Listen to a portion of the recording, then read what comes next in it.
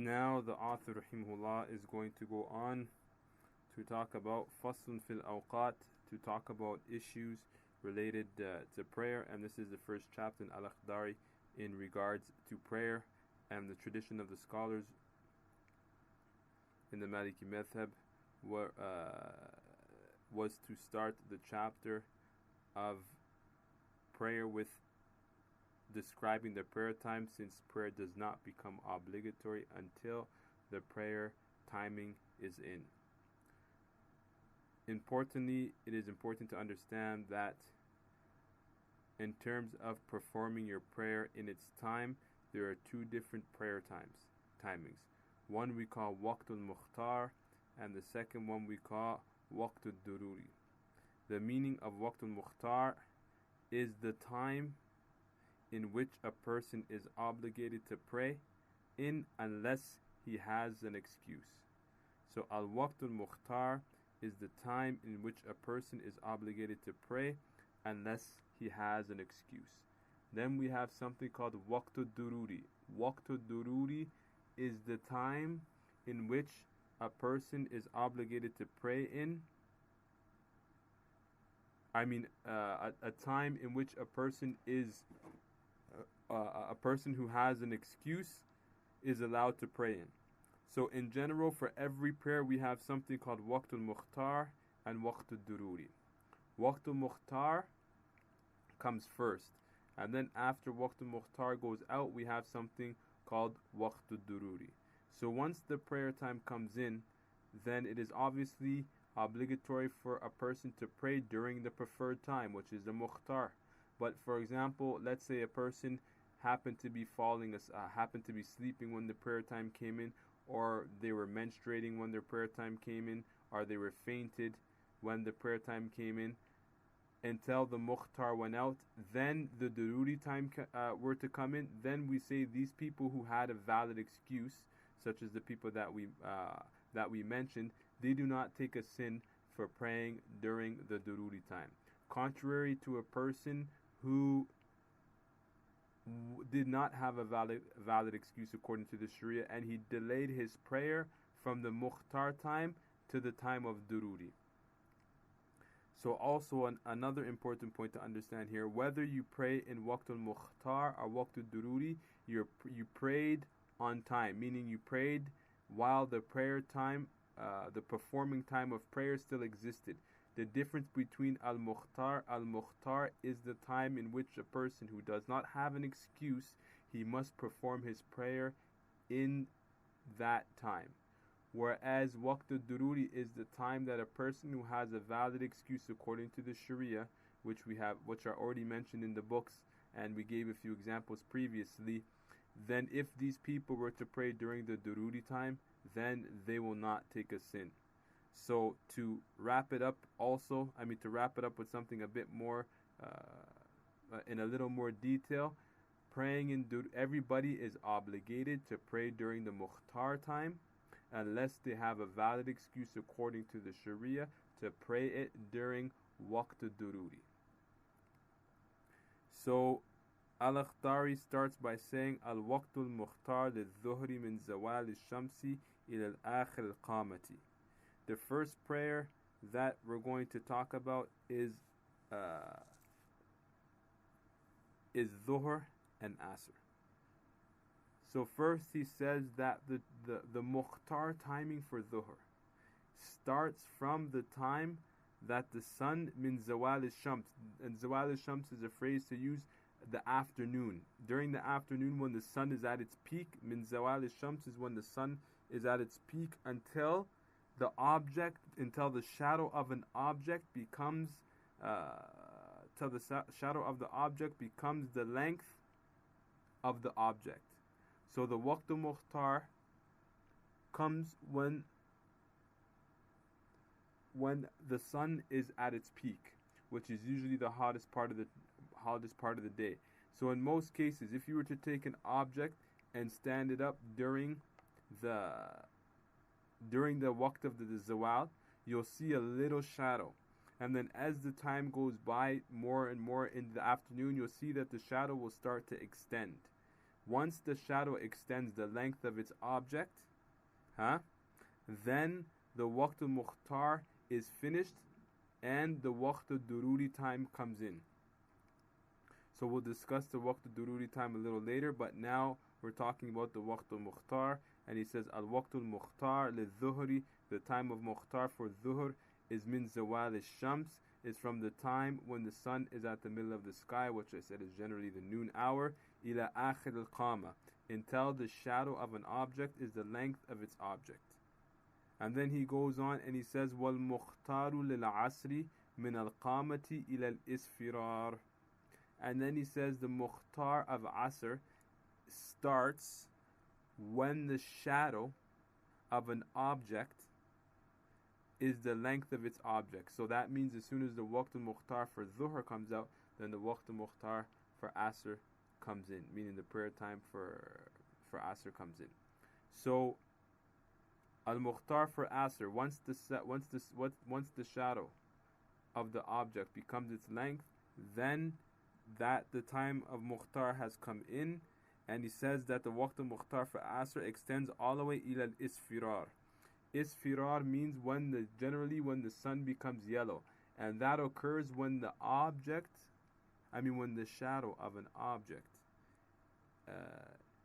is twice the size of its object. So for example, if you were to stand up a pencil and the pencil is 3 centimeters, when the shadow becomes 6 centimeters, then the time for the waqt al-mukhtar for asr comes in. Now understanding an important factor here, that as soon as the waqt al-mukhtar goes out, automatically the waqt dururi comes in. So understand that again. As soon as waqt al-mukhtar is done, then the dururi time automatically sets in. So here then he says وَالدُّرُورِ يُهُمَا إِلَى الْغُرُوبِ, and the dururi time for both asr and maghrib extends all the way until the sun sets. So as I said, it is necessary for a person to understand that as soon, we mentioned already what the mukhtar of both dhuhr and asr are, and we mentioned when they begin and when they end. And so as soon as they end, then we know that the dururi time for such prayers has entered. So this is why Al-Akhdari says وَدُرُورِ يُهُمَا إِلَى الْغُرُوبِ, and the dururi time of the prayer extends all the way until the sun sets, meaning all the way until Maghrib. And so the reason why he didn't tell you when the dururi time, why he didn't mention in wording when the dururi time starts, is because you already know that once you know that the mukhtar goes out, because once you know that the mukhtar goes out, then you automatically know that the waqt dururi comes in. So if you were to look at dhuhr and asr, then you can see at some point there is a time and point in which the waqt al-mukhtar, the dururi time for dhuhr and the dururi time for asr are both the same. So make sure you make that point. There is a time when the dururi time of dhuhr and asr are occurring at the same time, and that is when once the shadow of a length becomes twice its size, then as we mentioned before, that means that the dururi time for asr starts, and that is where the dhuhr time and the asr time share the same dururi, which is obvious because of the fact that the dhuhr time has come in the dururi time for asr came in before that. So this is why in Arabic we call these two prayers, dhuhr and asr, al-mushtarikatain, meaning the two related daytime prayers. Now why do we say the two related daytime prayers? Because they share at some point dururi timings of prayer. Then he's going to move on to Maghrib, and he says al-mukhtar lil-maghrib qadru ma tusalla fihi ba'da shurutiha, and he says that Maghrib prayer, the Mukhtar for Maghrib. In terms of Maghrib, we're not going to specify a time like the Hanafis who say, for example, all the way until the red sky is gone or until the white thread is gone. The Malikis are going to give an estimated time. So an estimated time under normal circumstances, we're going to say that the time for the Mukhtar of Maghrib is the estimated time under normal circumstances that it takes for a person to pray after fulfilling all the conditions for Salah. So the conditions of prayer is purification, covering your aura, removing impurities, and facing the Qibla. So the time that it takes to do all of that and then pray your Maghrib under normal circumstances, this is the estimated time we'll say that Maghrib exists for. So let's just say a person says, for argument's sake, the duration it generally takes for a person to pray normal Maghrib under normal circumstances and fulfill the conditions of prayer is about 20 minutes. Then we'll say that the time for Maghrib, the Mukhtar timing for Maghrib is approximately 20 minutes. And so contrary to the other prayers, we don't specify a specific timing for the prayer time of Maghrib going out, but we give it a general estimation. So that's what he means by wal mukhtar lil maghrib. The chosen time for Maghrib goes according qadru ma tusalla fihi ba'da shurutiha, is an estimated timing that it takes for a person to pray after fulfilling all of the conditions for prayer. Moving on to the next one, he mentions the mukhtar lil isha. What is the Mukhtar timing for Isha? He says, Min Maghrib al-Shafaqi ila thuluth al-Layl al-Awwali. And then he says that for Isha, the prayer timing the Mukhtar timing for prayer is when the redness of the sky disappears. So after Maghrib, you'll see a little bit of redness in the sky, in the horizon and in the sky. When that disappears, then Isha starts. And it starts, the Mukhtar for Isha is all the way to the ila thuluthul layl al-awwal, to the first third of the night. So a person says, how do we determine the first third of the night? What you're going to do to determine the first third of the night is you're going to calculate the hours between Maghrib and the time that Fajr comes in. So let's just say, for example, there's 12 hours between Maghrib and Fajr. If we split 12 hours into 3, we're going to get 4. So 12 hours, if we divide it in by 3, we're going to get 4. Which means, if we take 12 and we divide it by 3, yes, we're going to get 4. So that means that you have 4 hours to perform your Maghrib. So let's strike an example. Let's say Maghrib comes in at 8 o'clock. And there happens to be 12 hours between 8 o'clock and the time that Fajr comes in. You're going to split those 12 hours into 3 parts, and you're going to find that there's 4 hours. That means you have to pray your Isha before 12 o'clock. Because if you add the first third of the night, which is 4 hours, to 8 o'clock, you get 12 o'clock. So as long as you pray before 12 o'clock, then you've prayed within the Waqtul Mukhtar. Then he mentions moving on to the Dururi time. And he says the Dururi yuhuma ila tulu' al-Fajr. And the Dururi time for both Maghrib and Isha is until Fajr comes in.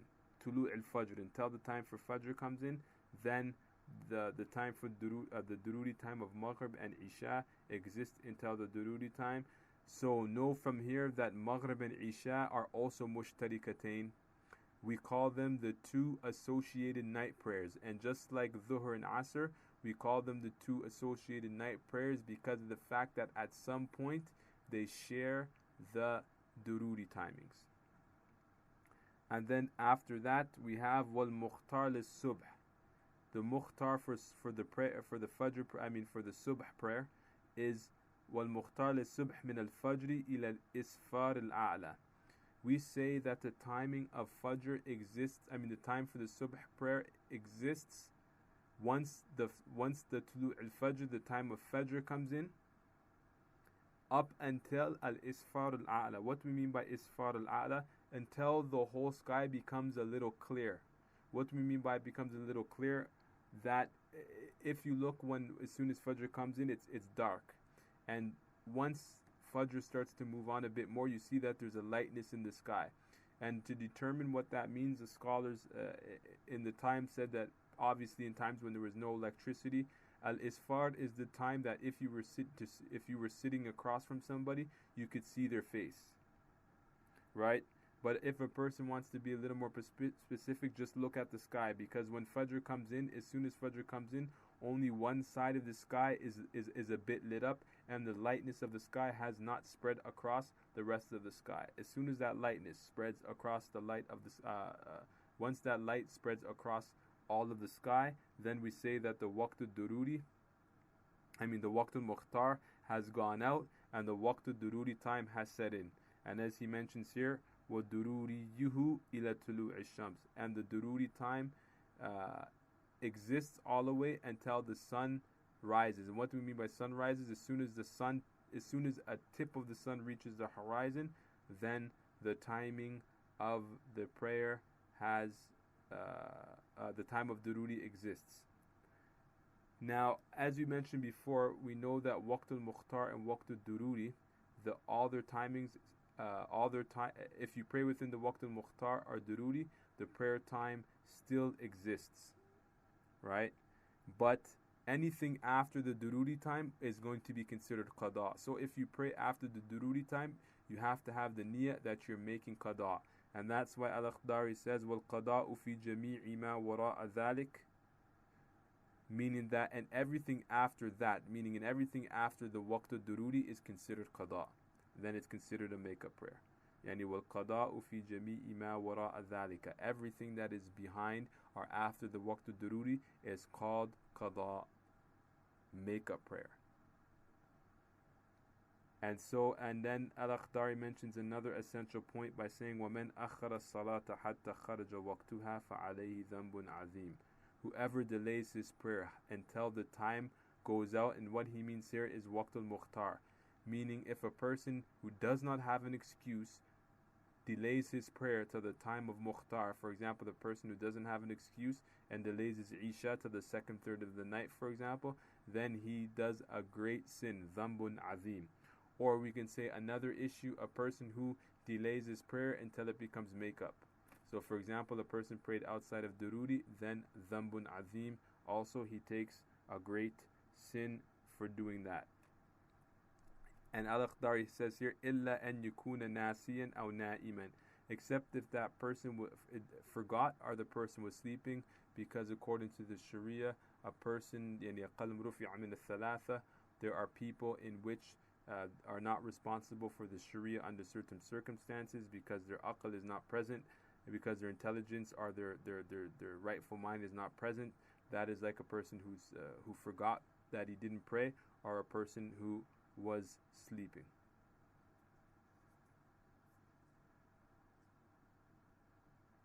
And that's what Al-Akhdari mentions in terms of describing the prayer times.